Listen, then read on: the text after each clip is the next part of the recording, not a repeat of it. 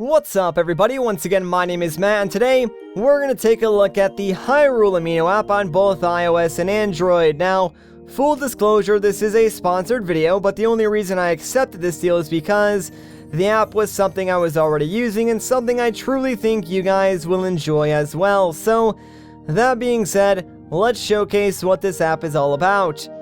So I think the best way to describe Hyrule Amino is a social networking app specifically for The Legend of Zelda fans, which is great because if there's one thing I love, it's talking to other Zelda fans about The Legend of Zelda. That's pretty much, why I centered my channel around The Legend of Zelda so much, because I do love that discussion, and this app makes that so easy to do. So once you boot up the app, like create your account and stuff like that, you'll be sent to the news feed area.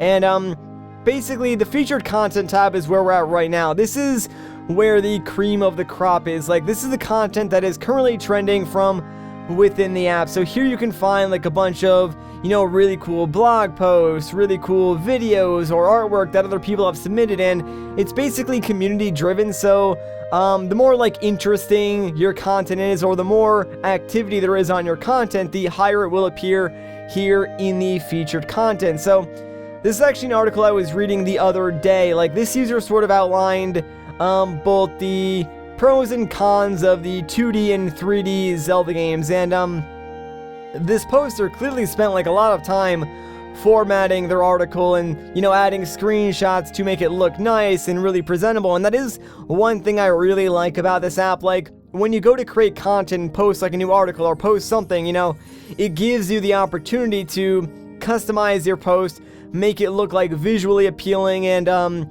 just format it correctly so it at least it's easy to read on a mobile device. And it's nice that the app developers, gave you that much creative control over the content that you do post, because as myself, someone who creates content, that's a super awesome feature.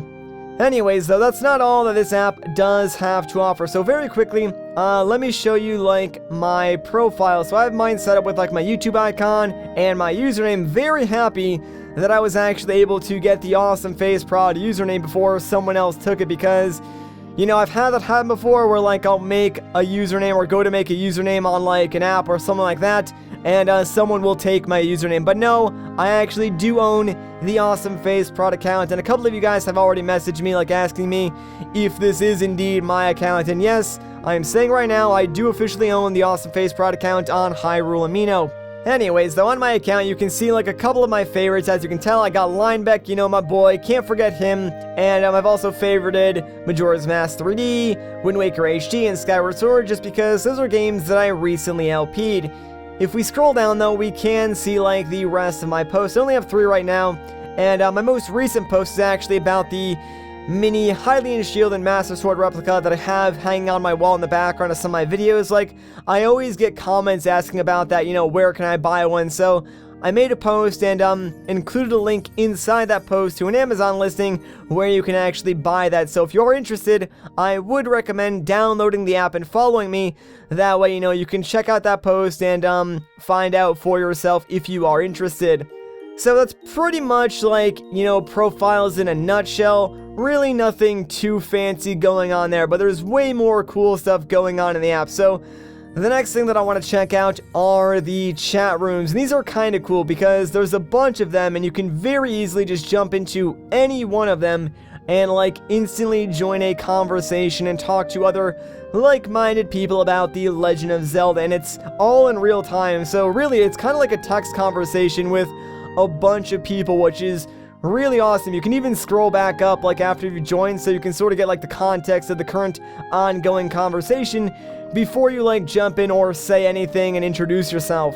Now, you might be saying, live chat's not really my thing. I don't really feel comfortable with that, and I totally understand it, but don't worry, the app has you covered as well, because there is a fully functional forums section. So if you've used any sort of online forum in the past, this is essentially the same thing. There's a bunch of different topics to explore, and inside you can see all the different threads that people have started, and post in them, or create your own threads and start a new conversation at a more relaxed pace.